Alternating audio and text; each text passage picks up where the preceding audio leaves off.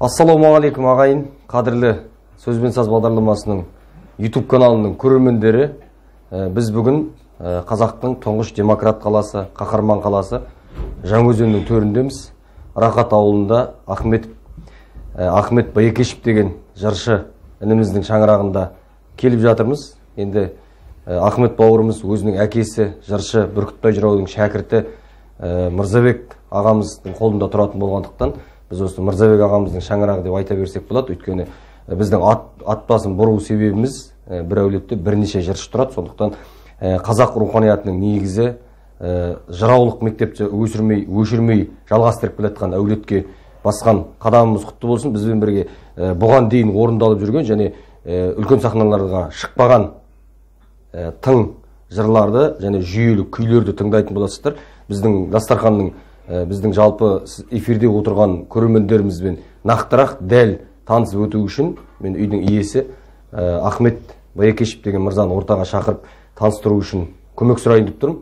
Жаңаөзен қаласы Қызылсай ауылы Ұзақбай жырау Қазжанұлы атындағы мәдениет үйінің директоры Ахмет Байекешев.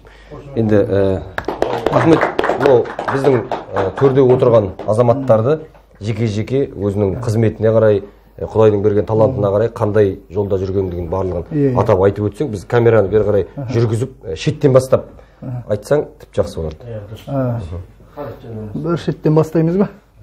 Мынау шетте отырған Қанат дейтін бауырымыз, қолын көтеріп қой, Қанатжан. Қанат дейтін бауырымыз осы бізде қатар жүрген осы Амал дейтін бірлестіктің қатарында осы қалаға келген әрбір өнер адам болсын, әрбір жалпы исі қазақтың барлығына осы бауырлар болып, қазір тағы да айта кетерім, көптеген шаралар ұйымдастырады. Амал Отпантаудағы Амал мерекесіне арналған көптеген шараларды ұйымдастырып жүрген бауырларымыз Бұрғылауда жұмыс жасайды, мұнайшы. Оның бер жанындағы Оңдасын күйші бауырымыз. Оңдасын қалқан. Оңдасын қалқан дейтін күйші бауырымыз. Бейнеудан. Бейнеуден келіп отырған. Одан кейін Мақсат дейтін оңайбай Мақсат бауырымыз. Хирург врач қалалық медицинада еңбек етіп жүрген бауырымыз. Оның бер жанында Өркен Түйебаев дейтін бауырымыз. Осы жерде мұнайшы мәдениет үйінің зам директоры, директордың орынбасары, күйші. Одан кейін отырған бала, осы жерде Исмаил дейтін баламыз. Мына жерде Амандық көмек дейтін, сонау осы Астанадан арнайы келіп, осы біздің қуанышымызды бөлісіп жатқан ұлттық консерваторияның атақты профессоры Амандық көмек, Маңғыстау жырын қосы иығына салып арқалап жүрген азамат ағамыз. Қош келдіңіз. Оның бер жанында отырған менің әкем Мырзабек Сәрсенұлы дейтін. Жыршылар шығаратын заводтың директоры. Жыршылар шығаратын заводтың директоры, Құдай қаласа. Иншалла, осы кісінің тәлім тәрбиесінің арқасында, осы кісінің берген өнегесінің, осы кісінің үйреткен жырларының арқасында бірінші Алланың, екінші осы әкемнің арқасында осындай дәрежеге жеттік, иншалла. Ал енді осы жерде, мына жерде тағы Бекес дейтін бауырымыз. Бекес дейтін бауырымыз, бұл да медицина саласының қызметкері, хирург, врач. Неврохирург. Неврохирург. Жалғыз өзі. Қала бойынша жалғыз.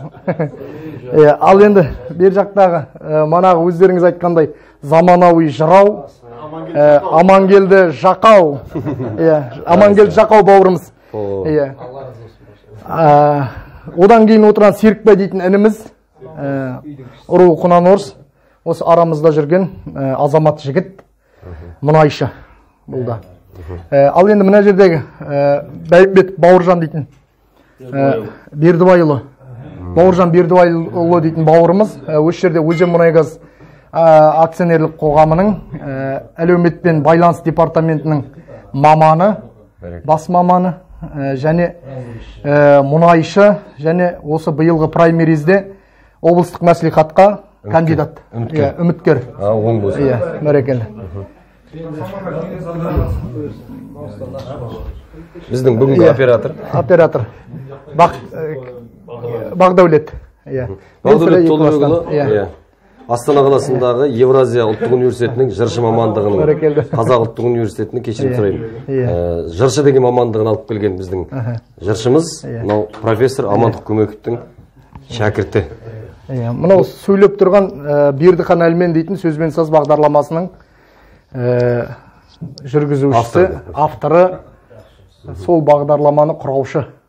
Енді құрметті біздің көрермендер, YouTube каналға тіркеліп пікір жазуға болады. Егер жыр термеге қазақ руханиятына қатысты ұсыныс пікір, сын ескертпелеріңіз болса, комментарийда қалдырсаңыздар болады, және бөліссеңіздер болады. Енді біз алғашқы сөздің кезегін осы үйдің иесі Ахмет Байекешевтің әкесі Мырзекеңнен сұраймыз. Ал Мырзеке, сіздің шаңырағыңызға келіп жатырмыз. Мынау атақты профессор мырзадан бастап, енді осындағы әлеуметтік желіні жақсы қолданатын жігіттер, заманауи жырау, қазір енді бұрынғы жыршылар мен қазіргі жастардың арасында байланыс үзіліп қалды десек болады. Енді біз өте қуаныштымыз. Жаңаөзен қаласының жастары бізде мынау Амандық ағамыз келді деп, Бақдәулет басқа күйшілер келді деп жан-жағымыздан жарнама жасап жатыр. Бұның өзі бір жақсы жылымыққа бар. Енді болашақта ары қарай жастар жырды қалай алып кетеді, болмаса қалай дамытамыз деген мәселе бойынша біз әңгіме дүкен құрамыз. Енді біз сіздің шаңырағыңызға келіп жатқаннан кейін осы елдің аманатын арқалап жүрген азаматтарға бір ауыз қош келдіңіз айтсаңыз. Олай. Ал ассалаумағалейкум. Бірінші мына сөздің басы бисмилля дейді ғой. Ал енді мына бүгін себеппен бір нәрсеге бір нәрсе себеп болады ғой. Алла тағаланың қалауымен осы жақсылар келіп, менің шаңырағымнан келіп дәм тұтатып. Мына әуелі Алла қала берсе міне мына елдің үлкен жүгін арқалап жүрген азамат баламыз, ініміз келіп, міне әбекең келіп, танымал, кәдімгі осы мына көнеріп қалған жыр өнерін жаңғыртып, соның ауыртпалығын арқалап, ендігі жерде әйтеуір осы Маңғыстау жыр мектебін жаңғыртсам деп жүрген жанашыр жастар менен үлкендердің бәрі бас қосып отыр екен. Мына бас қосуларың оң болсын. Талаптарың айналайын. Мына болашаққа басқан қадамдарың оң болсын. Құдайым тек сіздерді алдарыңнан жарылқап, ендігі жерде осы халқымыздың, еліміздің, мына ата қазақтың ұрпағының осы өнерін дамытуға әйтеуір ат салысып жүрген азаматтардың әрқашан иллахи жолы болғай. Аумин. Айтқаныңыз келсін. Әрқашан жолы болғай. Құдайым тек осы сапарда қанаттарың талмай еңбек етіп, ассалаумағалейкум. Еңбек етіп, осы жақсылыққа жете берулеріңе мен өз атымнан, мына өзімнің семьямның атынан сіздерге тілекшімін. Аумин. Алла разы болсын. Алла разы болсын. Міне келіп дәм тұтатып жатсыңдар. Мен жалпы өзімнің қуанышымда шек жоқ. 40-тың бірі Қыдыр, 1000-ның бірі уәли дейді. Кімнің кім екенін сыртынан қарап білмейсің ғой. Алла тағала кімді қалай жазды. Ал енді шынына келгенде осы 40-тың бірі Қыдыр, 1000-ның бірі уәли өздеріңіз бола беріңіздер. Ендігі жерде, ендігі жастарға әйтеуір тәлім тәрбие үйретіп, жол бастайтын, көш бастайтын өздеріңіз. Халқымыздың тағдыры жастар сіздердің қолыңызда. Біз бір тілекші. Алла тағала сапарларыңыздың оңайтсын. Аумин. Енді құрметті әлеуметтік желідегі достар, YouTube каналдың көрермендері біздің қатарымызға камераны жақындатыңқырап көрсетіп қойсаң, бірнеше халықаралық республикалық жыршы термешілер байқауының бас жүлдегері Арғын Бейсенов деген ағамыз келді, Жаңаөзен қаласының тұрғыны. Ареке, қош келдіңіз. Енді біз мына дастарханды кішкене мынау YouTube каналға да жұмыс жасайық. Қазір біз өзіміз осы жерде жырлап кетеміз, осы жерде қалып қояды. Сондықтан мынау біздің қалың көрерменмен, қалың қазақпен бөлісу үшін біз осындай ертеңгі ұрпаққа архив болып қалсын деп отыр. Енді аға, мынау өзіңіз жыр айтасыңыз, өзіңіз терме насихаттап жүрсіңіз. Енді осының бір пайдасы болу керек. Мынау бізде өнерпаз және билік екі жол бар десек, осының екеуін қатар ұстап жүрген бала сіздің шаңырақта өмір сүріп жатыр, Ахмет Байекешев деген. Ол Ұзақбай Қазжанұлы атындағы мәдениет үйінің директор деген лауазымы бар, және жыршы. Енді осы екі атақты қатар ұстап жүрген жігіт осыдан бір 5-6 жыл бұрын Ұзақбай Қажанұлының атағын беруге кейбір ақыл ойы сәл тарлау сондай адамдар қарама қарсы тұрып соған шалдарға бергізуге жұмыс жасаған кезде Ахмет билікті таңдаған жоқ. Мен қазір креслодан айырылып қалатын болсам да Ұзақбайдың атында алыну керек деп кәдімгі шешініп шығып және Алла өзі қолдап әулиелер әруақтар қолдап осы кісінің атына бірден бір атағын алып беруге себеп болған сол мәдениет үйінің директоры өзі. Әрине бірінші халықтың ұсынысы. Енді осындай рухы мықты билікке болмаса басқа дүнияға басқа нәрсеге ештеңені айырмай шалдардың жолында қызмет етіп жатқан Ахмет Байекешевтің әкесі бола тұра сіз жыр айтпайды дегенге мен сенбеймін. Сондықтан сіздің репертуарыңыздан бұрын көп жерде естілмеген бір-екі жырды қатарынан сұрағым келеді. Тарихымен айтып берсеңіз. Ұзақ болып кетпей ме? Бұнда біреуін қайырыңыз. Кімнен не шығарма орындайды отырсыз? Бүркітбайдан алған дүниелер. Енді бір айта кететін нәрсе, бұл Мырзабек, яғни Ахметтің әкесі, белгілі Қазақстанға танымал Бүркітбай жырау дейтін болған 40 мылтық. Сол 40 мылтық Бүркітбайдың шәкірті. Ал Бүркітбай Сүгірдің туған шәкірті, батасын алған, қасына ерген. Ол Сүгірдің немере шәкірті. Сүгірдің немере шәкірті. Кез келген жерде келіп отқан жоқсыңдар. Сондықтан бұл жерде қалаған дүниең табылады.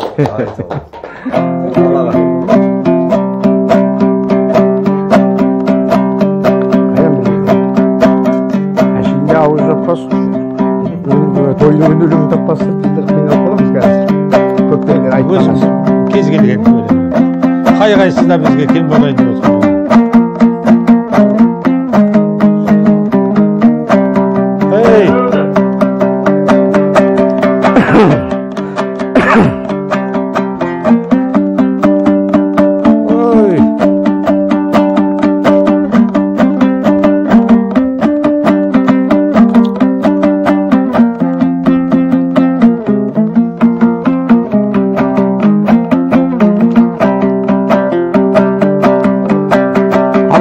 Болып кетпесе, мына Сүгір атамыз кешегі бір сонау неде жүргенде, мына Бесқалада жүргенде, Маңғыстауға осы мына Мырзашөлге қарай жаңа жер ашылып жатыр. Ал енді азаматтар болса сол жаққа қарай ауса қайтеді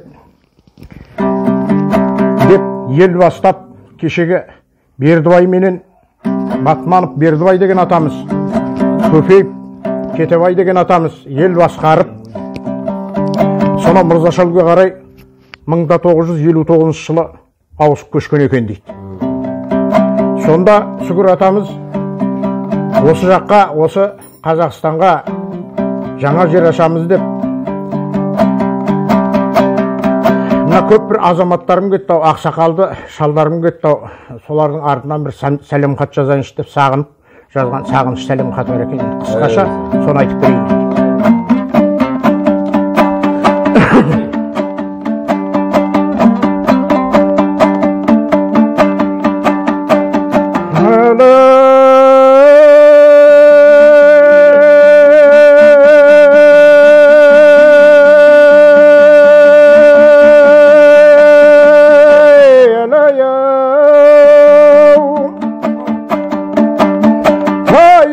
Сәлем жазылған қаразымдағай орнаған қарттарыңның тілінен қапа болып қайырылдық деп айбала інеден нәсибе ғайып деген бар бізден де бір 6 жыл қатысыған қалмақтың қатыс сөзі тигеннен аса көшкен ау елінен мекен еткен жерінен талайда хандар шарпылған қарға бойлы қаз туған төгілген ау алтын теңінен айырылған талай себінен бастарың аяман сау болсын біраз қантай сөйлейін қоныстыңдан ай бағдар жөнінен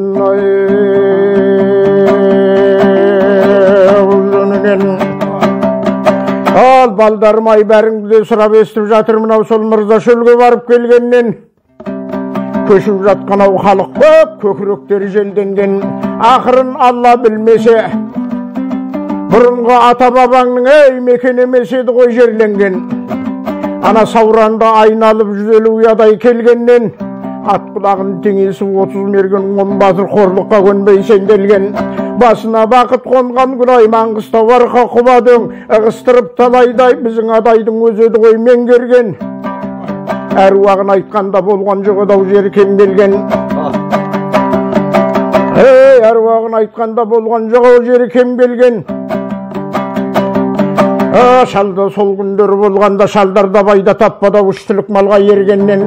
Қарезімнің бойында, Әмударияның бойында мекен еттіңіз ғой біраз жыл, партияның алтын заңына шарға жәрдем бергенде. Кәселке қалқыз әсемжай миуалары гүлденіп, ақсамаурын сарғыман қоныстанып ел болып едіңіз ау абырайлы болып келгенде. Ауыздай бір лебістеңдер күлкі болып жүрмеңдер сол жақтағың елдерге.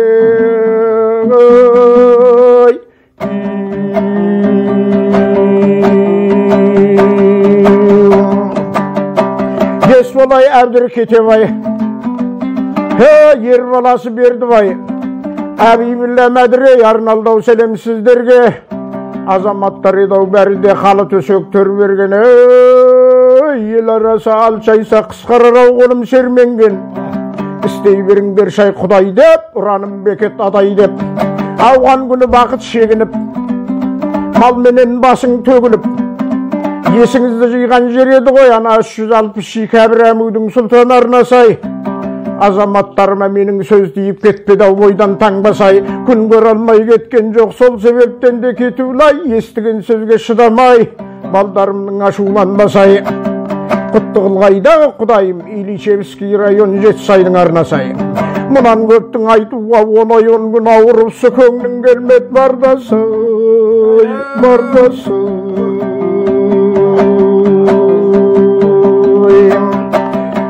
Балдарым-ай, және де сізге тапсырдым. Ана орталап ау келген жасы бар, бұның адамдық айбәсі бар. Ана абекемде барды ғой ортаңа. Құдай үшін сыйлаңдар шай, біреуден біреу қорқама. Жетім қалып ай жасынан, 10 жасынан оқыған. Көңілін айғылым тоқыған. 12 пәнді дұрыс білмейтін молдаларда толып жүрген жоқ па, осы күнде ортаңызда жошыған. Оның ана мәртебесі ұлғайған, өліменен тірінің екісіне дұға қол жайған. Оны ана жергілікті халық танысын, олқы деп дүшкім айталмасау біздің өбекемнің дәрісін. Сахрайым әлі елде көп мүләзім биша деген бар. Бұл екеуін білмесе, әне өбекем айтар мәнісін.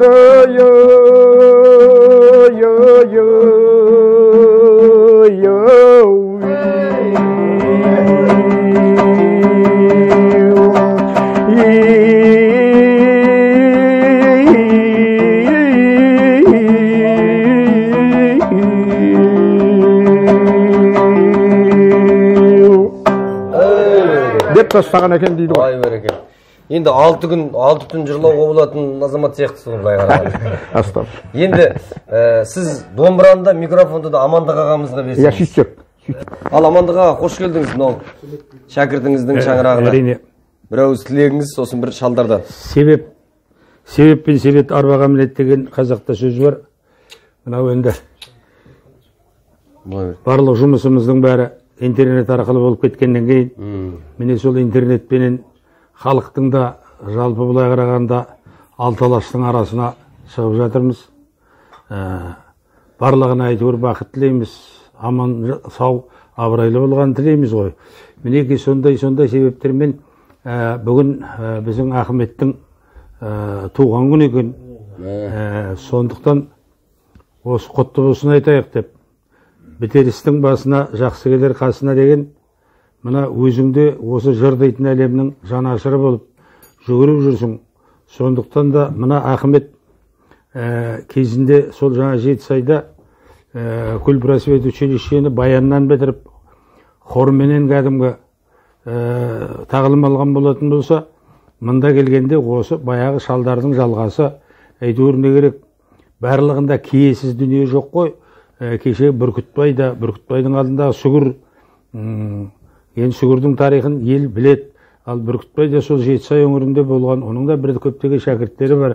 Одан кейін Мырзабекті осыдан бір 20 шақты жыл бұрын мен бір аста көріп, япырмай, мына үнің әдемі, сен қаяқтың баласысың деп кәдімгі сөйткенмін. Осы біздерден 5-6 жас кішілігі бар. Кәдімгі қазір енді мына Ахметтей баланың әкесі болғаннан кейін ақсақалдықты мойындап, өзінше осы өлеңмен, анау-мынаумен араласпай дегенмен осы балдарына бағыт сілтеп отырған реті бар бақытты әке. Ал енді мына үйіңде болып жатқан қызық, қуаныш, құтты болсын. Бұл бала дүниеге келгенде бәрінен бұрын сен қуанған шығарсың, Мырзеке. Себебі мінеки жаңағы айтып кеткен, бір-бірімізбен араласпасақ, көрінбесек, білмесек, барып біздің ұлылығымыз қайсы, біздің ағалығымыз қайсы, бағыт-бағдар сілтеп, бағытың қалай, жағдайың жақсы ма деп амандық ойласып, барған жерің қуанып қалатын болса, адамға одан артық бақыт бар ма? Сол тұрғыда мінеки келіп отырған, бүгінгі құттықтайын деп келіп отырған азаматтардың әрқайсысы бір саладан, мысалға мұнай саласында жаңа бір мекеменің медицина басшысының орынбасары келіп отырған. Одан басқа сосын мынау Алладан кейінгі адамның жанының арашашысы дәрігер жігіттер келіп отыр екен. Бәрімен танысып жатырмыз. Амандық аға, мынау сіз келген сапарда жақсы хабар естіп отырмыз. Мына камераны бұрып арнайы көрсетіп жібер. Мына Өркен деген азамат біздің өлкемізге белгілі күйші. Қазір ресми қызметі Жаңаөзен қаласындағы мұнайшы мәдениет үйінің директорының орынбасары дейді. Енді сонымен қоса осы Арақат ауылында салынып жатқан үлкен мәдениет үйінің атқарушы директорының міндетін атқарушы дейік әзірге. Кейін соған директор қылып қоюы да мүмкін. Біз қойылуына тілекшілік білдіреміз, қолдаймыз және. Енді сол кезде бұл жігіттер айтып отыр, Жаңаөзеннің жастары. Осы мәдениет үйі салынып, бәрі іс бітіп болғаннан кейін, мана печат шығып, әділет департаментте келіп кеткеннен кейін, сол баяғы Ұзақбай Қазжановның жарғысап 7 жылға созылып кетпеу үшін, анау мәдениет үйі бітпей тұрып, біз адайдың 7 қайғысының бірі Өскінбай Қалманбетұлының атағын берсек деген ұсыныс қылып отыр екен. Енді бұл жердегілер толық қолдап отырмыз. Енді оны халық қолдай ма, қолдамай ма, оны біз білмейміз. Бірақ сіз профессор ретінде, осы жырдың жілігін шағып майын ішкен азамат ретінде, әрбірден кейін қарапайым қазақтың бір өкілі ретінде осы мәдениет үйіне Өскінбай Қалманбетұлының атағын беру дұрыс па? Егер дұрыс емес болса, оның орнына кімді ұсынасыз? Осы туралы бір ауыз пікіріңізді айтып кетсеңіз, тапсырмаңыз болса беріп кетсеңіз. Шындығына келгенде қазақ өнерінің қаймағы болып саналатын бұрынғы өткен тарландар, оның тек қана жетеуі ғана сол бидің мерекесіне араласып, 7 адам өнер көрсеткенде, осыны адайдың 7 қайқысы деп айта салайық деп, осылай атайтын болайық деп, сондай бір шешім мәмілеге келген ғой. Шындығында ол 7-де болуы мүмкін ғой. 7 қайқыдан ары қарай ол мысалға қанша мәнші қайып бар, бораш бар, қойбас, хамит бар, қожантай қойбас бар. Ол қаншама ол жерде 7 емес 17 болып кетуі мүмкін. Дей тұрғанмен сол мерекеге араласқан 7-інің арасында күйге де, әнге де, жырға да салса, өзінің ақындығы да бар. Бүкіл Маңғыстаудың даласындағы осы мал суаратын жердегі құдық дейміз, су деп атаймыз ғой. Сол ауыл-ауылды, аймақ-аймақтардың барлығын жырлап, мысалға бірдеңемен бас құдық жылқыға жайсыз болғасын айтпай кеттім, қас қылып деп. Мырзайырменен бас. Мырзайырмен бас. Бекіменен сәубеттің 4 тілі тұр қас қиып па? Сол сияқты бәрін кәдімгі суреттеп, көз алдыңа елестетіп келтіріп кететін, оған да үлкен ақындық шеберлік керек. Бұл Өскінбайдың бір қара. Ал енді әншілікке келетін болсақ, өзі ақындығы да бар ғой. Жүрмесің сау саламат құрбым Айша, басасың аяғыңды жорға тайша, алыстан арып ашып келгенімде ерітші жүрегімді сарымайша дейді. Сол айтпақшы, ол сосын енді жаңағы арқадағы бір асқа барып, бір құнандармен барып, енді біз мал алып келген жоқпыз, мына жерде тең-тең келіп жатырған әртүрлі астық, анау мынаулар, онымен қатар кәдімгі меске, үлкен местермен алып келіп жатырған қаншама қымыз, оторлаған қой, келелеген түйе, үйірлі жылқыны айдап келіп жатыр жұрттың бәрі асқа дейді. Ал біз жалғыз наршаға жаңағы көш қолаңымызды, жолымыздағы азық түлігімізді артып жалғыз наршамен келдік. Бұл қалай болды дегенде адайдың түйесінің тұқым ет деп осыны беріп кетейік, нағыз болмаса бір бізге де соны артып кететін бірдеңе емес дейсің ба, жөн болса да деп. Сол айтқандай, сөйерден олар да бір құнанларды беріп жіберген екен. Сонда барып жолда келатқанда бұны ішіміздегі ең үлкені ғой деп, жеті қайқының үлкені медет Жылгел деген. Сосын Жылгелдіге жетектетіп, Жылгелді жаймен жетектеп жатыр, асықпайды. Сосын енді қасындағы жігіттер жолға қысқартайық, азғантай әңгіме болсын деп. Мына жыған Жылгелді, мына малды сойып жейтін Жылгелді ма енді? Бұлай қарағанда мынаны қалай бөлісеміз? Қай жерде соямыз мынаны? Бәрімізге тиісті ғой, мына бәріміздің жүлдеміз ғой бұлай қарағанда. Болмаса ішінде өнері қозған біреу алсын осыны. Кәдегі өнерлеріңді ортаға салыңдар дегенде, бұл енді сатып алдым құнанларға, берейін керек десең құмарларға. Ай, ит дауыс бұрынғыдай қайдан болсын, қартайып жас жеткенсін амал бар ма деп салған ән сол екен ғой. Сөйерде сосын Өсекеме екен одан кейінгі жасы кішісі. Өсекеме келгенде мен бір осы жеті жүйрікке жеті бұлбұл деген, жеті күйші жеті әнші деген күй тартып бірейініп домбыра айтып отырады. Міне жеті күйші жеті әнші домбыра айтып отырады. Осылай қылып шығарған күй, міне күйшілігі Өскенбайдың. Ал енді жаңа бейші Айша Кербезге арнаған оның күйі де бар. Айша Кербез дейтін, Айша дейтін, құрбым Айша деп салатын әні де бар. Енді қазақта шындығына келгенде бей болмаған. Бейші болған, бірен саран бақсы, құмалақшы сияқты, сынықшы сияқты, елдің ішінде бірен саран оны біздің аймақтың адамдары тәйтік деп атаған. Сондықтан да жұрт сізді елден асқан, жұрт бізді елден асқан күйші дейді, жұрт сізді елден асқан бейші дейді, құрбылар құлағыма сыбырлайды, Айшаның қытығына тейші дейді дегенде, ана Айшаны кішкене жел берші, Айшаға кішкене желденсінші, сол билесін, соны қызықтайық деп оған күліп, қол соғып сөйтіп отырады. Боқтампаз адамдар болады мысалға, әр жерде әртүрлі боғаусы сөйлемейді. Сол сияқты адамның бір ерекшелігі ретінде ондай бейші болған, шын мәнінде қазақтың биі Шара Жиенқұловадан бастау болады ғой. Ана қара жорға анау мынау деп жүрген бос сөз, ондай қазақта би болмаған. Құрттай сәби музыкаға берілген кезінде соған талбылдап сөйтіп отырады, ол билейін деп отырған жоқ, ана биге елтіп кетіп отыр. Бір ағылшынның бір жансызын, яғни шпионды осы Хиуа хандығының төңірегінде ме, әлде қазақ хандығының біреуінде ме, соны ұстап алған жері бар осы музыкаға. Ол жаңағы музыка тыңдап отырғанда, әуел саз тыңдап отырған кезде жаңағы тәпітіп аяғын былай сөйтіп отыр екен жаңағы келген. Ол арабқа барып оқыған, Түркияда оқыған, әбден өз діндар болып елге жансыз екен, елдің санын алып жүрген. Сонда жаңағы аяғын сөйтіп отырғандан кейін бір уәзірі келіпті де қанға айтыпты, мынауың мұсылман емес деп. Оны қайдан байқады? Жаңа аяғын бүйтіп отыр жаңағы неге, музыкаға, сазға. Ол қалай болды? Біз қайтетін едік. Біз беріліп, кәдімгі сөйтіп теңселіп отыратын едік жаймен. Сөйтетін едік. Онда шақырды, ұстап алып, бәрін мойнына қойған кезде, ана бейшара еріксіз мойнын алып, содан кейін мен енді мұндай ерекшелік бар деп ойлаған жоқпын деп. Сондықтан қазақта бей болмағандығының тағы бір дәлелі, енді біз бәленше дейтін батырдың ұрпағымыз деп мақтанамыз. Бәленше дейтін ақынның ұрпағымыз деп мақтанамыз. Бәленше дейтін дін ғұламасының ұрпағымыз деп мақтанамыз. Бірақ бір адамды кездестірген жоқпыз ғой, бәленше деген бейшінің ұрпағымыз деген. О да дұрыс. Осының өзі жететін шығар енді. Сіздің орындауыңызда бір ән болмаса жыр. Ал ән ба? Шындығында мына жыр дегеннің өзі, мен тағы да айта кетейін деп отырмын, маған айтып кеттім ғой, жыр дегеніміз проблема деген сөз. Оның несін проблема қылып отырсың дейді, оның несін жыр қылып отырсың деген сөз, несін проблема қылып отырсың деген сөз.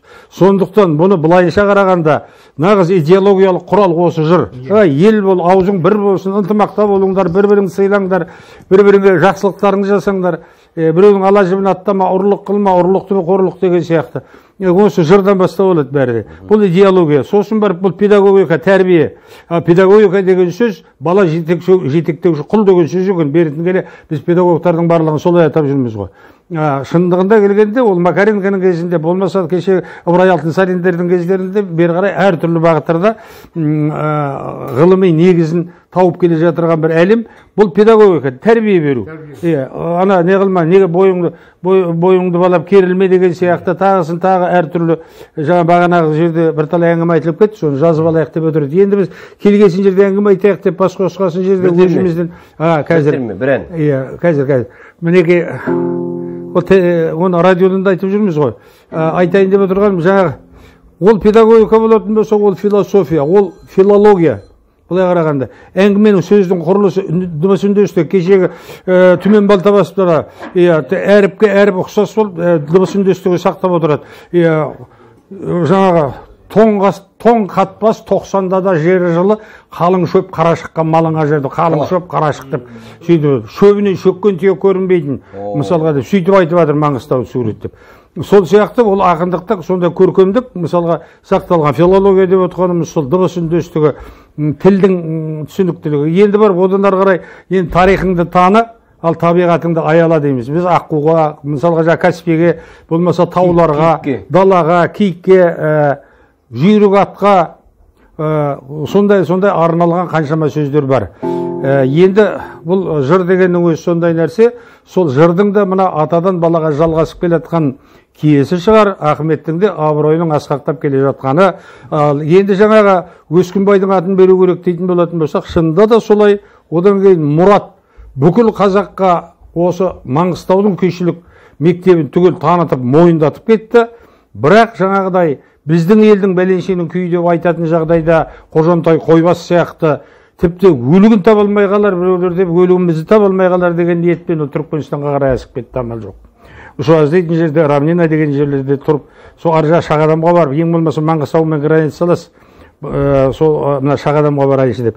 Енді сол Мұраттың осы қаншама сондай дәрежеде болса да, соның Александров, соның бірде бір мысалға бәлен жерден лауреат болыпты. Болмаса бір мәдениет қайраткері болыпты, осы еңбегі сіңген дегенше бір орден, медаль ештеңесі жоқ та мысалға. Жаңағы кімнің Әзірбайдың айтып отқаны, мен қайдан мәдениет қайраткері болайын, мен түгіл, менің әкемде жоқ ондай атақ деп. Сондықтан да Өскінбайдың атына қойылатын клуб болатын болса, оң болсын. Ал енді оның көмек қолдайды. Мен қолдаймын, 100% қолдаймын. Атының Мұрат Өскінбай Қазанұлы қойылуына. Себебі ол түгел өнердің бәрін, ол бейшінің де қадірін білген, күйшінің де қадірін білген, жырды да, ақындықты да бәрін бағалаған адам. Ал енді мен жыр айтып жүрмін ғой, мына Сүгірдің ескілік саздарына бармай-ақ, ең бала күнімнен бойыма сіңген Қарекеңнің варианттары еді ғой. Оны ешқандай жерде айтпаймын. Анау шалдар тыңдағысы келмейді деп шалдардың қасында айта алмай қаламыз. Болмаса басқалар қадірін білмейді деп басқа жерде айта алмай қаламыз. Не де болса өзіміздігін өрге жүздіре берейік деген ниетпен.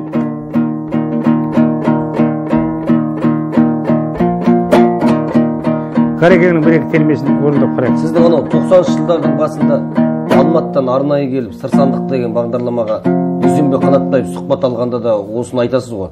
Алдында мен өзі түйешінің, қойшының, малшының баласымын. Арифулланың радиодан дауыс естілсе тұра қалып тыңдап өстім деп. Соны айтқан енді өзіңіздің бала күніңізден келатқан әуен Арифулла Құрманғалиевтан бір ән. Хорошо жазды.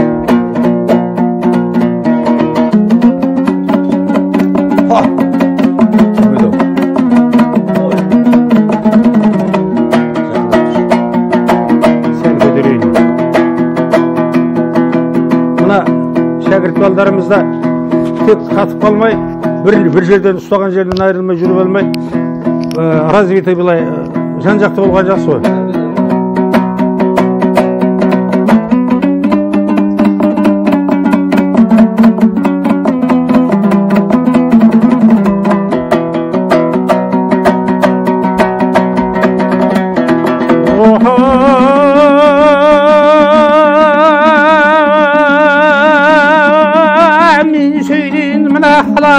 Tыңлап құлақ салыңыз, адам неме сөйлейін келген шауқалымыз.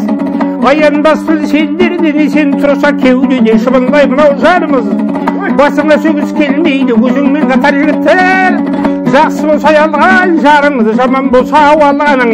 Тең құрбыдан үй алып төгілер беттен арыңыз. Ер адамның басына екі дәурен келмейді.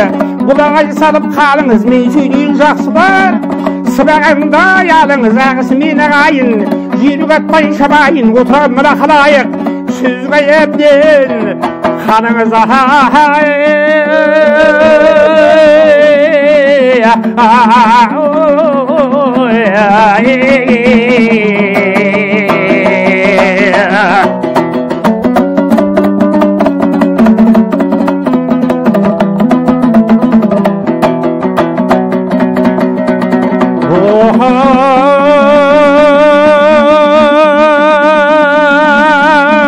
неге керек жігітке айт дегенде бұлданған мінезім емес құлданған.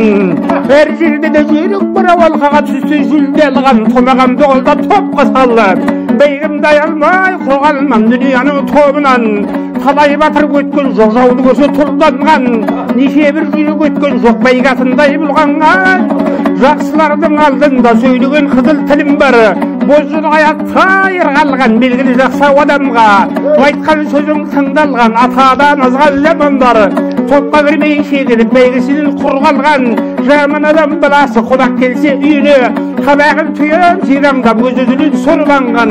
Жақсы адамның баласы дүниеға тарылмай, мың сан қонақ келсе де жайтасындай қырланған. Тіршілікті жігіттер шамаң келсе бұлғақта, өтпей тұрмас басыңнан мынау да пәния. Сұм жалғада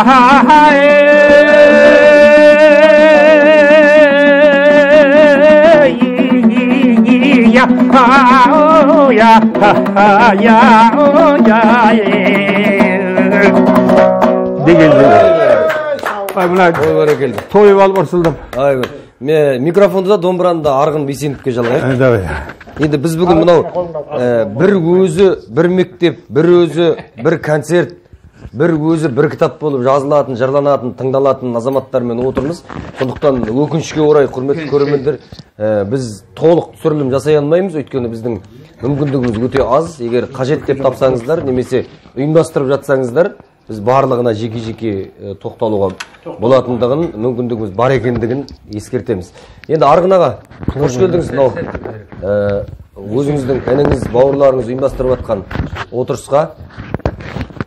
Сіздің де осы Ұзақбайдың рухани ұстазым дейсіңіз, Ақтанның ұрпағысыңыз, Әділдің сарқытсыңыз. Енді сізден де бір ауыз тілек жастардың бас қосуына, жыршылардың оның ішінде. Және бір терме, немесе жыр қысқалауға айырсаңыз болады. Ассалаумағалейкум деп жас баршаңызбен амандасып алайын. Ал енді мына Қашаған атамның сөзі бар, жиналған мынау бұл құрма, ақылың болса сөздің да сөз келісі бар мұнда, тілдің тірі бәсі де мұңдылда, өлсе тері бәсі де мұңдылда. Сол айтқан бұл жақсы құрма екен бүгін болатқан. Себебі рухани жағынан алатын, жалпы Абай атамыз айтады, ақыл мен жан мен өзім, тән менікі, менікінің мағынасы екі деп. Ақыл мен жан адамның өзі де, тән бір уақытша қолданған нәрсесі. Сондықтан мына тәннің азығын енді ет жеп атырық, сорып ішіп атырық, шай ішіп атырық, беріп атырмыз ғой оны енді. Бұл әр кетсе 24 сағат қана тұрақтайды ғой. Ал енді рухани жанның азығын бере алмай жүрміз ғой көбіне көп. Сосын енді жан құмар үйреніп біліп алмақ, төмен қарай баса берер, дене салмақ дейді. Дененің жаңағы ыңғайында кетіп қаламыз. Сондықтан мына жан азығын берейін деп мына жерге ұйымдастырып жатқан Ахметжан, бапа сіздерге көп Алла разы болсын. Енді Мырзеке ағам, енді осындай бір құрма көп болса, мына кеше Амандық ағамыздың шәкірттері мектеп ашып жатыр, сонда айтып жатыр қой. Бұл жаңа жыр класын ашқан кезде тек жыр үйренуге емес, тіпті инженер балдардың өзі келіп жыр тыңдап тұру керек. Сонда ол біз санамыз сергіп, рухани байып, жетістіктерге жетеміз. Сондықтан мына жырға келіп жатқан барша азаматтарға тағы да оң болғай. Сіздің тапсырмаңызды орындап, біз мұнда мұнайшылар мен врачтар шақырып енді мына біз әр жерде жыр айтып жатырмыз ғой. Шын айтқанда ана жерде не айттық, мына жерде не айтқан білмей қаламыз. сосын бір жылда айтып қаламыз, оны да бұрын орындап жүрген шығармыз, бірақ енді мына Амандық ағамыз айтты ғой, біз жыршы деген өзі жағы ұстаз, бұл жетелеуші халықты деп. Сонда айтып жүреміз, көп адам айтуы мүмкін, осындай сөз айта береді деп. Мына Түркменстанда болған кезде мына Елдос дейтін жыршы бар ғой, соның әкесі Әбей дейтін кісі, Әбейдің әкесі Еміл деген кісі. Ол кісі енді соғысқа қатысқан, тұтқында болған, көп қиындықтар көрген, соны бір түркменнің шал айтты ғой. Мен мына Ашхабадтағы жер сілкініп, жердің айырылатынын ерте білдім деп. Халыққа айттым, тәубаларға келіңдер халық. Ертең Құдай қаласа мына қара жер жыртылып кетеді, сендер түсіп кетесіңіз деп. Сөйтіп айттым, халық тыңдамады. Тәубесіне келе қоймады, келгені де болды. Халық сөйтіп жүрген уақытта жер жыртылып кетті көзімше. Неше деген 10 шақты балам кетті соның ішінде. Бір немереммен қалдым депті. Бір адамдар жер жыртылып батқан кезде ана жерден секіргісі келді, бірақ түсіп кетіп атты. Құтылмайын деген қашып еді, жел ұшырып тығып жіберді. Әйтеуір көптеген адам сол жердің қыртысында жоқ болып кетті деді. Құдай құтқарайын дегенде мен осы немереммен қалдым деп жаңа түркмен жан. Халықтың өзі сол ыңғайға келмеді деп. Сол сияқты бір мына біздің аталарымыз да көп айтып кеткен ғой, енді бір халық бір қиындық, бір тәубесіне келмесе Алланың өзі бір қаһарын жіберіп жатырады деп. Сол сияқты мына 1910 жылы бір үлкен жұт болған Маңғыстауда. Жұт мына 25 мың жылқы айдаған байлар құрық ұстап қалған. Соны енді халық ести салу үшін деп мына Сәтекең жыр шығарған, ит жыл деген. Соны орындадым ба, орындамадым білмеймін, соны айтып бергім келеді.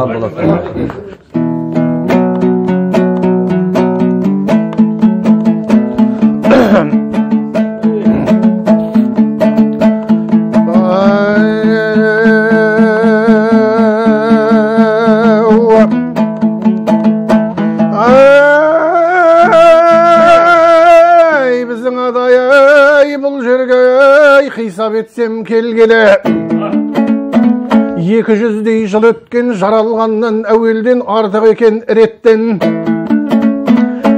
Пайда тапқан баяндап Маңғыстау деген түбектен, әр елдің әлсіз пақыры ішіне келіп күнелткен. Береке байлық ел болып мал менен басын дүреткен, ішінде ерлер болып та егескен жауын құл өткен. Сасқан күн ұран шақырып, ішінен бекет пір өткен. Ноғайлы қалмақ түрікпен жұрт қонысын тастап бұң өткен. Біздерден бұрын 7 жұрт бұл жерді талақ тұл өткен. Миллион байтақ елімен паңсаған төре бегімен, нешелер қабылан еремен. Асан қайғы қаз туған, бұлар да Бостау жерінен. Дүниеге келгесін талай халық бөлінді рет легімен. Әлден жауап айтайын, айтпайын қысқа береден. Бұрынғы өткен замандан, Жақилдің қауымы жоқ болды Алланың қақары желімен. Нұқтың да қауымы тәрк болды Топанның тасқан селімен. Лұттың да қауымы жоқ болды Жәбірейілдің бір соққан қанатының лебінен. Пиғылы азып адасқан Алланың тура жөнінен, жоқ болып кетті талай жұрт жамандық істің көбінен. Азғындық тапқан әр елден дәреже сөйтіп кемеген. Болды ма деп қауіп етіп көреміз бұзық ниеттен, адамнан адам жереген жамандық істің денінен. Көп жиналған мына әлеумет, ортаңызға зауқ етіп шайырың келіп көрінді. Тәңірдің берген жел сөзбен көтерейін көңілді. Тарқатайын ішіңнен біразырақ шеріңді. Ит деген жылдың зарпынан қайғырып қалық егілді. Үйірінен адамдар әр тарапқа бөлінді. Оқиға болып осындай қайғырып қалық егілді. Күндері қарап орысқа поңгіттен көжей берілді.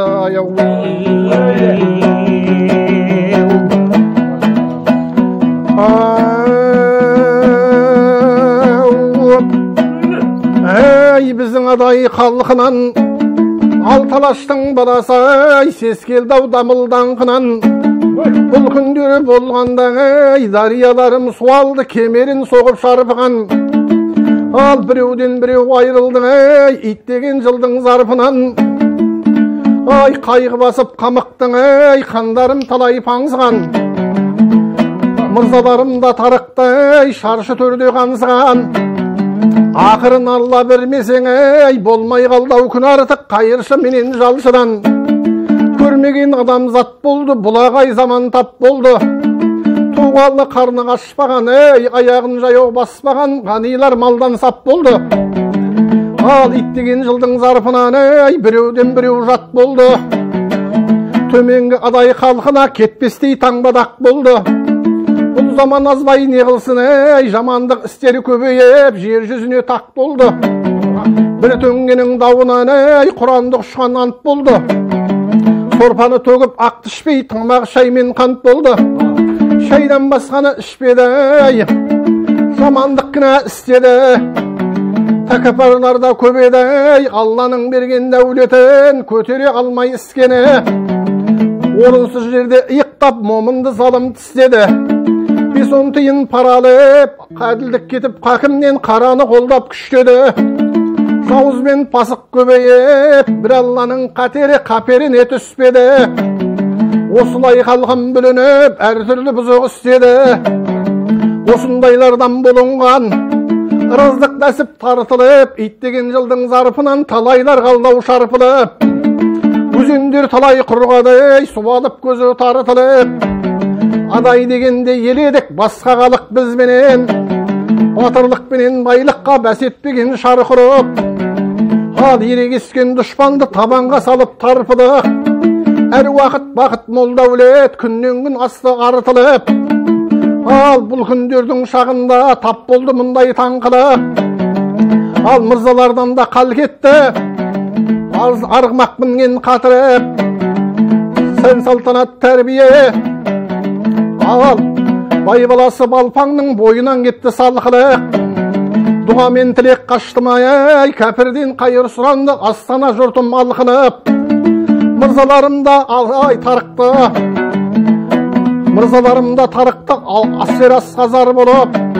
Алтын мен күміс соқтырған үй мұрасын сатынып. Жиын менен той қалды, сауын айтқан шақырып. Болынды толы жұртыма өкініш арман қапылық. 10-шы жылдың шағында аспаннан айгүн тұлданып, жұлдыздар ақтау атылып. Алланың нұры тамбады, топырақ жауды сапырып. Жұлдызында қауыстың күн шығыстан бір дауыл 8 күн соқты ақырып. Қара жерден малдайрап, теңізге тықтау батырып. Ғаламат болып оймен қыр бүліне жазды қапылып. Қақарланса тәңірім, қаузына сияр тарының 18 мың ақылы қауи.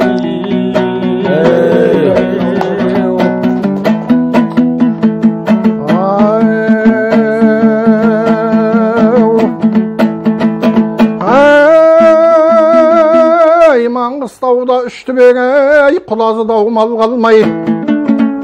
Мал кеткесін біздің ел нашарлық таптау әл қалмай. Мырзалардан да қал кетті, жарастықта сән қалмай. Арғымағаттар таусылды, дулығалы өркеш нар қалмай. Ал қатты жаманын алыпты, кербесінген паңдардай. Маңғыстаулық адайым ашаршылық бос тұрып, айла таппай сандалдай. Жал мен жая жегендері, пөңгіттен өлшеп көзі жіп, жүрегі жүрдау жалғанбай. Патшаға беріп, патшаға жетіп бұға бар, жәрдем берді талғанғай. Ғаламат болып осындай, көрген жұрттар таңғалдай. Әл қуаты кеткесін, нан тіленді орыстан, астана жұртым арланбай.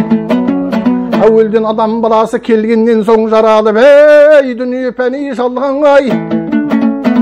Қайғы шегіп кімде кім болған екен армандай. Бұрын бұл қоныстың ақыры ауыр қайғы болады деп, желмая менен жер қарап. Асан қайғы қаз туған, қатын бала қамышын ақылы болған шартарап. Ноғайлының билері тас қорған деген жерінде кеңесте құрдау алқалап. Әумен десіп жиылды аламандары анталап. Бұл жерлерден кетуге мәслихаттарын етулі қойылып сондай зор талап.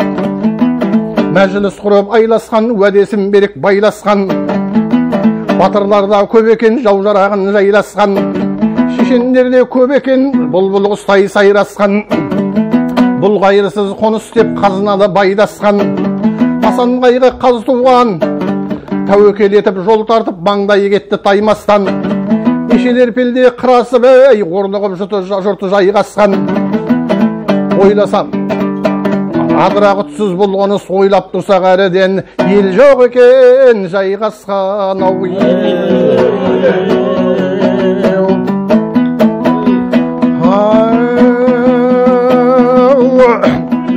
Әй әзіреттің Алатауынан әй біздің адай қауғасын Маңғыстауды белгеткен бірнеше жыл мекендемей талабын тәңірі көрлеткен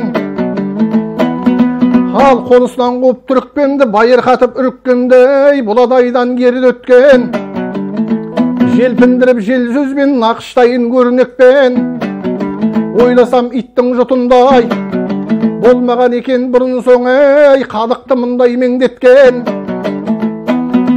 Ал алладан бұйрық болған күн атам сапиды Хауанадан айырып жер аударып сенделткен сүзілтіп жүйрік баптаған асыл мен мойын қаптаған арғымақ мінген ұрынтып адымын алшағаттаған бағланның етін жеп қымыздан басқа татпаған сол мырзалары осы күні ішуге көже таппаған бір қатары жер ауып байрамалы тәженнен айырды тамақ мақтадан налыттың алла халқымдың болды ма құлық жақпаған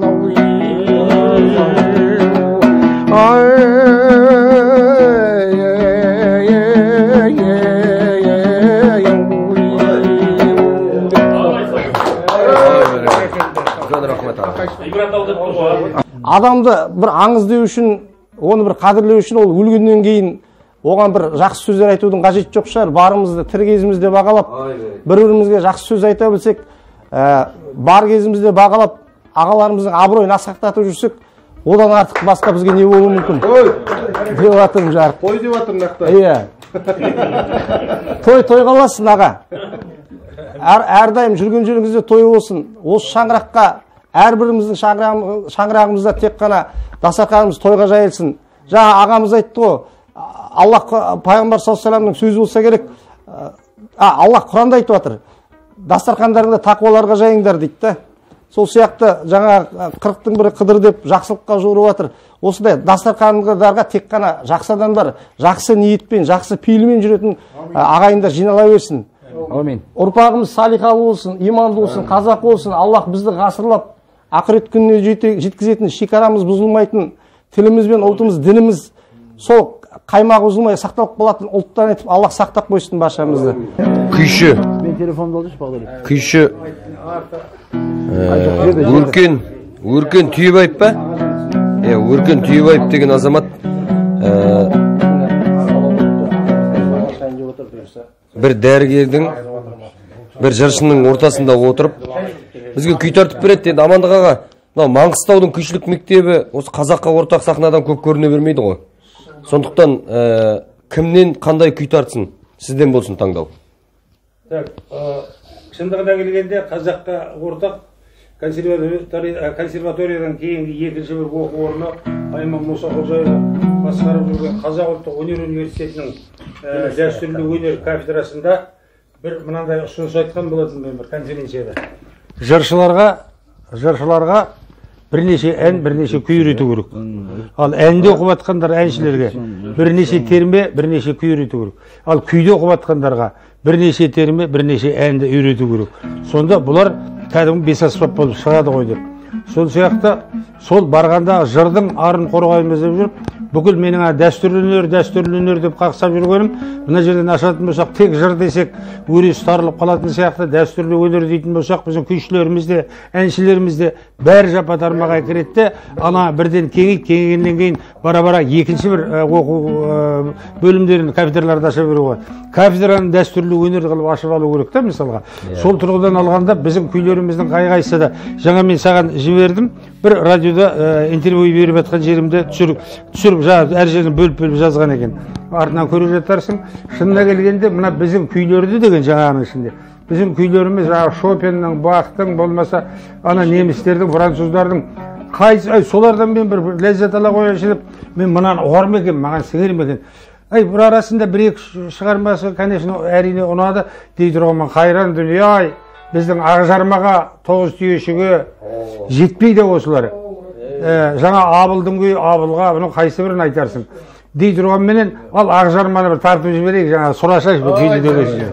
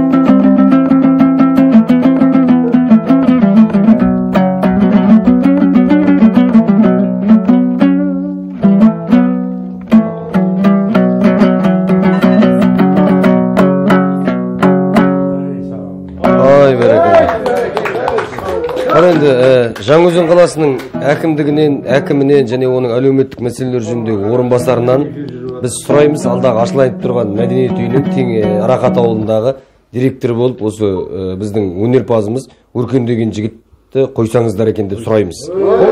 Қойсын ба ағайын, қойсын.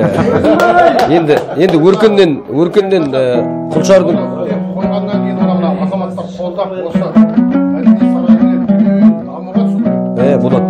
Халыққа үлкен әсерлі болу керек. Кербез керік деген күйді кез келген күйші тарта бермейді. Техникасы өте қиын және аса бір шеберлік жақсы көретін күй ғой. Сондықтан Құлшардың кербез керегі дұрыс айтып жатыр барығына. Жақсы ағамыздың бір айтатын кербез әкшәні көреді. Ал.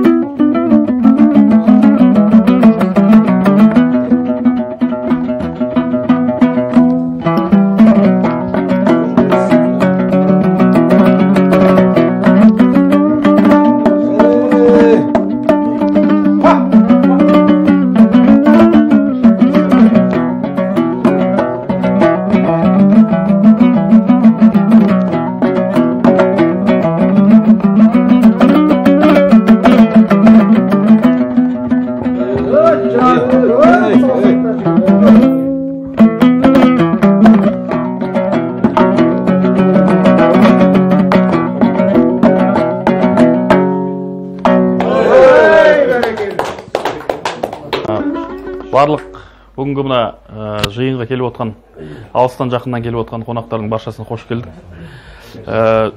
Жаңа мына Ахмет құрдасым ғой, осының барлығын басын құрап, себеп қылып осы өзінің жаңағы жеке мерекесі екен бір жағынан, соны бір сылтау қылып, осы шаңыраққа, осы жаңа айтып отыр, араласып жүрген жігіттердің арасында шаңырақты көрсетейін деп едім бір жағынан.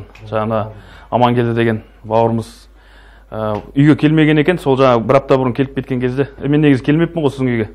Бірде-бір асықпай келерміз деп айтып қалғанына, Ахаң сосын, онда бір отырыс жасау керек екен ғой деп, тұрады екен ғой онда деп, сөйтіп сол барлығын басын құрап жатыр екен. Иә, Алла разы болсын баршаңызға. Ахаң құрдасым, енді бар жақсылық тілеймін. Біріншіден, бүкіл шаңырағыңа мерекеге толы болсын шаңырағың. Ұл қыздарың өсіп өніп, тек қана сенің осы әкешеңді және өзіңді одан қала берді, осы халқыңды, жұртыңды қуантатындай абырой биігіне шыға берсін. Тек қана осы ата-анасының баласы емес, бүкіл осы халықтың данасы болсын деп тілеймін. Осы адамның бір қызығы бала деген дейді ғой. Осы балалардың қызығын көр, және ол сіздерді, сіздің әулетті бір қуантатындай деңгейде болсын деп тілеймін. Енді жаңа Мырзекеңмен де танысып жатырмыз. Өте қуаныштымын аға. Танысқаныма қуаныштымын. Жаңа сізді енді мен Ахаң көп айтпайды ғой, енді білмеймін, ыңғайсызданатын шығар, біз білмейміз. Мысалға сізді жаңа естіп жатырмыз, және естігенде кімнің аузынан естіп жатырмыз десейші. Бүкіл алты алашқа әйгілі Әбекеңнің аузынан сіз туралы естіп отқан кезде мен шок болдым да кішкене. Мәдени шок дейді ғой кішкене. Сондай сөйтіп отырдым жаңа. Ойпырмай, кімді айтып жатыр екен деп, сөйтсем Ахаңның әкесі осы еді. Иә, сөйтсем құр емес екен ғой. Ахаңның өзі жаңағы ар жағында бүйтіп, жаңағы алтын шынжыр дейді ғой. Сол жаңағы сүгірден жалғасып келатқан сол шынжырдың бір сынықтар екен ғой деп, сосын жаңа өзім ой түйіп қорытып жатырмын. Сізбен танысқаныма өте қуаныштымын. Дидарласып, осылай отырғанға жаңа не қылды, қуаныштымын. Енді жаңағы ас та жайылып жатыр, мына дастархан да жайылып жатыр. Бірақ осы мына арадағы шежірелі әңгіме, одан кейін осындай ақжарма тілектер, осындай лебіз, қазақ жайлы отырыстардың өзі сол бүкіл мына барлық нәрседен биікті. Сондықтан осындай ортада отырғаныма мен шын жүректен қуаныш екенімді айтқым келіп отыр біріншіден. Арғын ағаларымыз да келіп жатыр, өнерпаз жігіттердің бәрі жиналып отыр. Осы біразы жаңа Фейсбуктен жазып жатыр. Енді бәрін сыйғызу мүмкін емес шығар, бірақ сол тілектестігін, ниеттестігін білдіріп жаңа рахметтерін айтып жатыр, өте риза болып. Отырыс жалғаса берсін, жақсы отырысты, жақсы күндер көп болсын. Бәке, рахмет сізге, Алла разы болсын. Еңбегіңіз тек жемісті болсын. Бізде мына жерде тағы бір бекес қосыла қойып, солай ма? Әбекеңе қосылдым ғой. Біздер енді көп істің адамдары сөзді көп білмейміз. Қосылады. Тыңдаушыларданбыз ғой. Әбден.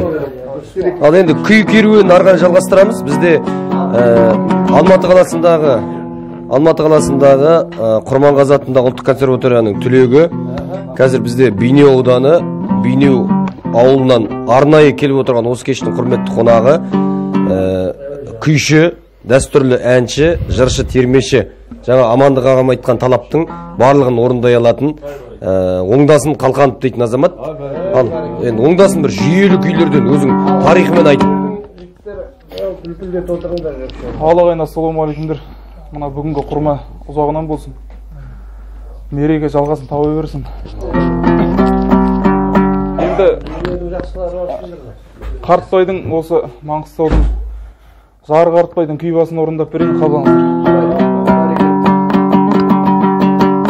Бұл күй басыны жалпы орындайтын нұсқам осы талай өнерпаздың жолына шырақ болып жағылған Елдос Еміл деген ағамыздың үнтаспасына шығарған күйім.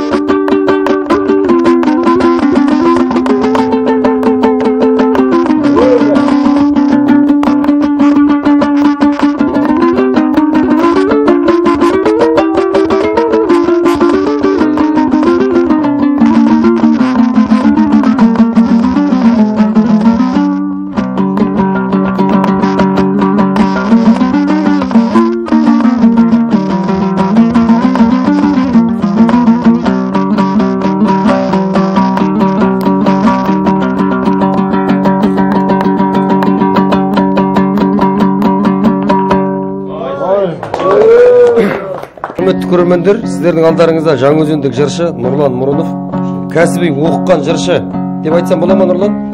Бәрекелді. Ал кімнен не шығарма орындайын деп жатсың, өзің хабарлауыңмен. Ал тағы да ассалауму алейкум, мұхтарам жамағат. Мінекей таптырмайтын құрма болып жатыр екен. Қуаныштың осындай құрмада орталарыңызда отқанымызға қош келдіңіз аға. Көптен бері көрмеген ағамыз, кәкеміз десек те болады. Ал енді Қашаған атамыздың бастапқы сөзін орындап берейін. Қабыл алыңыздар.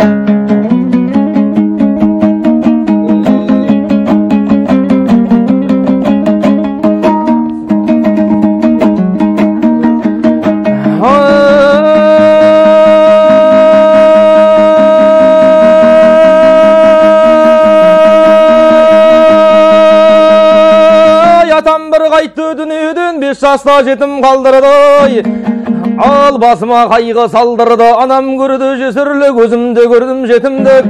Сөйтіп те басым қаңғырды, 6 жаста еліктім, 7 жаста желіктім. 8 жасқа келгенде балада болдым көрікті. 9 жасқа келгенде қадірді білер ағалар жүр шырағымды беретті.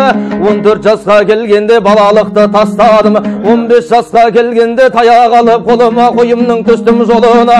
Табанға жарық байладым, жұмысқа басты сайладым. Орынбор деген қалағай, Сергей дегенде көпестің сергелі қойын айдадым. Барғанда жерім айтайын, Ақсу шаған дере тау. Соларды көрдім есен сауыр деген судың бойы. Мен қара жекпен бардым жағалап, еліктің бойын жайладым. Қара су қар жайнадым. Жабағыдан сырған бір кім бар, жүдепте жүрген көркім бар. Көрді ойлар қамайды, қойға бар деп сабайды.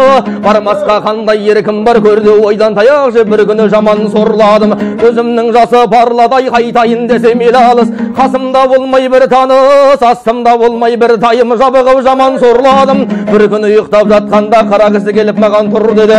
Мойныңды маған бұр деді, ай сол кісі және сөйледі. Қашаған балам көзіңді шөнерде бердім жұртқа шаш. Таяғың тастап қойдан қаш, барыңда болса пайда қас. Жырдан да болар кәсібің, елден де болар нәсібің. Ай ұлықсат етіп сыйладым халықтың түрмен есігін.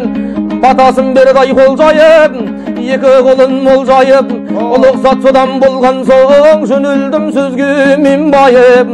Тарытып кетті қой қолымнан, тұрғызып кетті қой орнымнан. Қой соңында қой қаңғырып, өлеңді айтабай жаңғырып. Жүргенімдің ай сергейлер, малай жалы шабалдарын жіберген екен ай ат беріп. Үзеңгіге салдым ай аяқтың, ай өдей тастадым қолдан ай таяқты. Азамат ерлер ай жақсы екен, есітіп сырттан ай аяқты. Жетіп барсам ай сол жерге, ақша тұрдың ай астында. Әдемі төсек ай үстінде, қымбат мәсі қой кебісті. Кербездер отыр ай келісті, құралында қой жарладым. Ай өдей сөзімді айтқан ай сарладым. Сонда да бейнет ай кетпеді, тағдырдың малай ай еткені. Самарада біз тұрдық ай бір ай, сонда қой құрдық. Босқырау деген ай амалда, жаман ауру ай тап болып. Шомытты арба үстінен ай, жалғаннан солық ай құладым. Сағынып елді қой жаладым, мен содан елге қой жаластым. Еңбегімді еткен ай сыйладың ай, өнерден дәулет жинадым. Айдайы, айдайы, айдайы.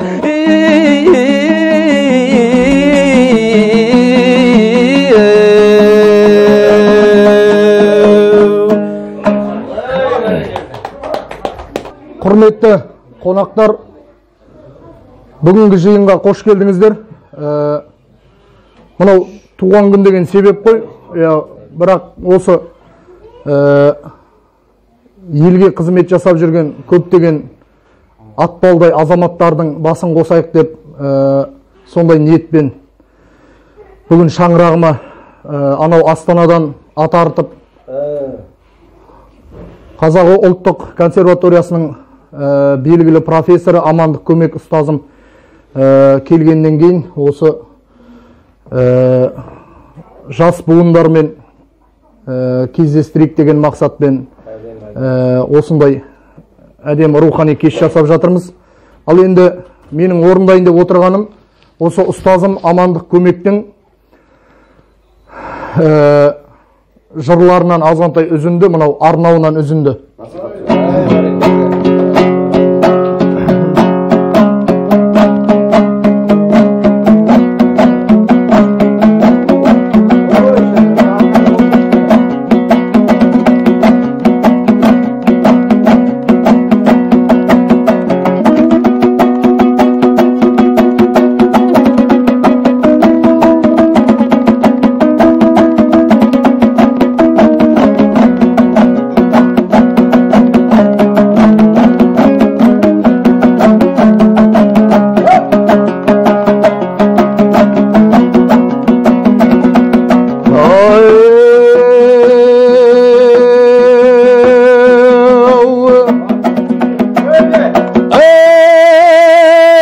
Ассалаумағалейкум ай алқалы жұрттың ардағы, ақ ниетпенен адалдығы, адамгершілік арманы, ұлысқан ұран болып тұр шапағатты шалдары, балашаға иманмен ел жұртының қорғаны, арышлан ата бабалар жад етіп жаббар Алланы. Bir Allah'ın arkasaya артындай ұрпақ қалғаны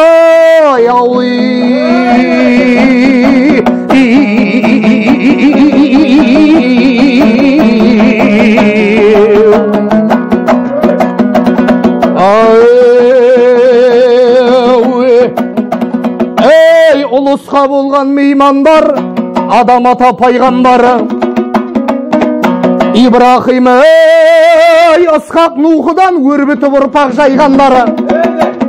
Ақылың бар, айлаң бар, өлшеулі өмір біткенде тағдырдан бәрі тайғандары. Көз жібермей өткенге талғамсыз жандар тайраңдары. Ардақ тұтып атасына ақылы барлар абайлары. Ал тойға келген ағайын, алқаның көрген талайын, бір Алла өзі қолдасам, бір Алла өзі қолдасам, сау болып сана сарайым, әулие істі оңдасай, сау болып сана сарайым. Қарға тамыр қазақпыз, түбі түркі ағайын, аталаса ол бас қосып ай болып жатыр бүгін көз айым. Ой, ар жағы адай атаңнан несенең несенең сөзді созайын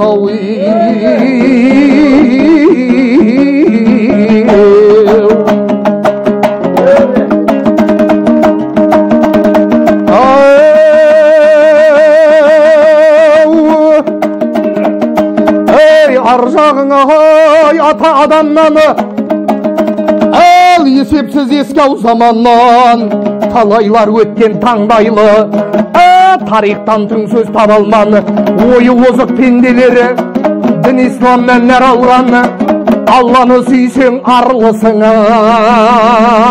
ой нәсібе тапқан адалдан ар болар ма Алласыз алдамшы туған ай арамнан имансыздықтың белгісі имансыздықтың белгісі ой сатқындық болар саналуан біреулер шықса Ираннан біреулер шыққан ауғаннан жетіскеннен кеткен жоқ ай сарыарқа менен саураннан біреулер шықса Ираннан біреулер шыққан ауғаннан арқасындай солардың ой ұлағаттай ұрпағы мінекей жапырақ жайып таралған қалай айтым нең бар ендеше өзіңнің ата бабаңнан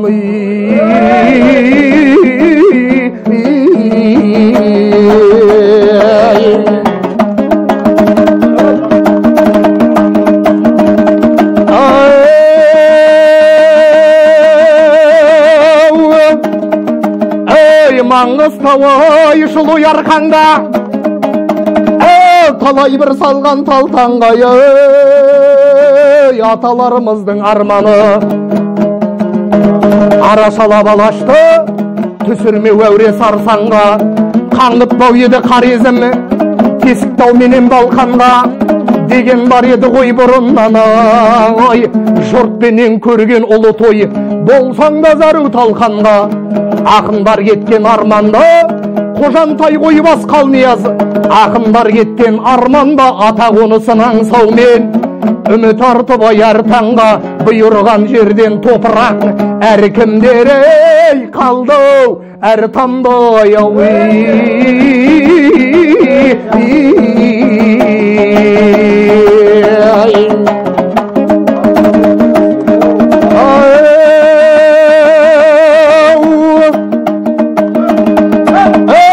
адайдан адай болғаннан абыройын Алла оңғарған.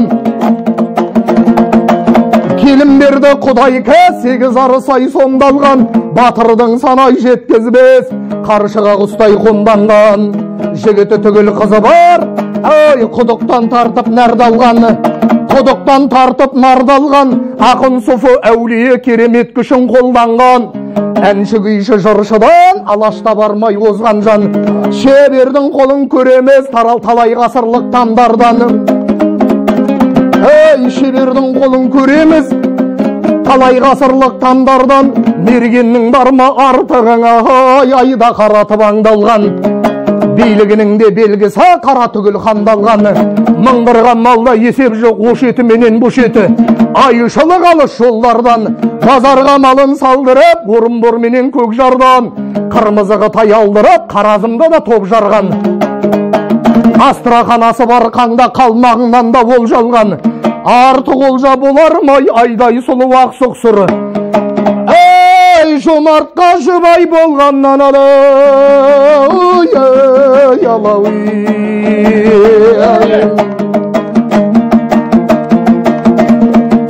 Ей адамдық аримандау сыйлайтындар. Ей адамдық аримандау сыйлайтындар. Жақсыны жамандыққа қимайтын бар. Басыңда бағың бар да бар сенерің. Бақтайса сыртайын алып қинайтын бар. Демеңіз бұл не қылған соңғылалық. Кездесері талайы сұмдық анық. Басыңа бақыт құсы қайта қонса, билейтін ібіліс көп қой мың бір алып. Көрсетіп көп адамға көздегенін, жасайып өжет тағдыр көздегенін. Өмірді өтірікпен өткізгендері. Ей білсең шай бір күн шындық алы, кез келерін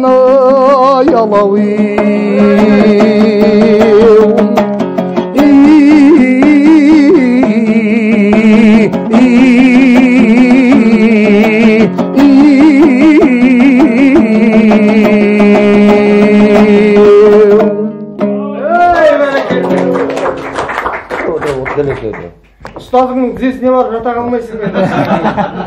Енді құрметті біздің каналдың көрермендері, біз бүгін Жаңаөзен қаласы Арақат ауылындағы кішкентай ғана сағат жарымдық, 1 сағат 30 минуттық рухани кешімізді аяқтаймыз. Осымен біздің Жаңаөзен қаласында болуымызға себепкер болған Ахмет Баякешевке үлкен рахмет айтамыз, және оның Ұзақбай Жырау Қажанұлы атындағы мәдениет үйінің ұжымына шығармашылық табыс тілейміз. Ал сонау Абыл Нұрым Аралбай Қашағаннан Сәттіғұл Түмендерге жалғасып келе жатқан алтын шынжырды жалғастырған бүгінгінің тарихи тұлғалары Амандық Көмеков, Арғын Бейсенов, Мырзекең әкеміз, ағамыз Ахмет Баякешев, осы кісілерге жалғас болып келе жатқан, жырды, күйді жалғастырып келе жатқан біздің азаматтарымыз Өркен, Оңдасын, Нұрлан, Ахмет сияқты азаматтарға алдағы уақытта жол болсын дейміз. Қазақтың руханияты 21 ғасырда жаңғыра берсін. Келесі кездескенше еліміз аман, жұртымыз тыныш болсын. Рахмет.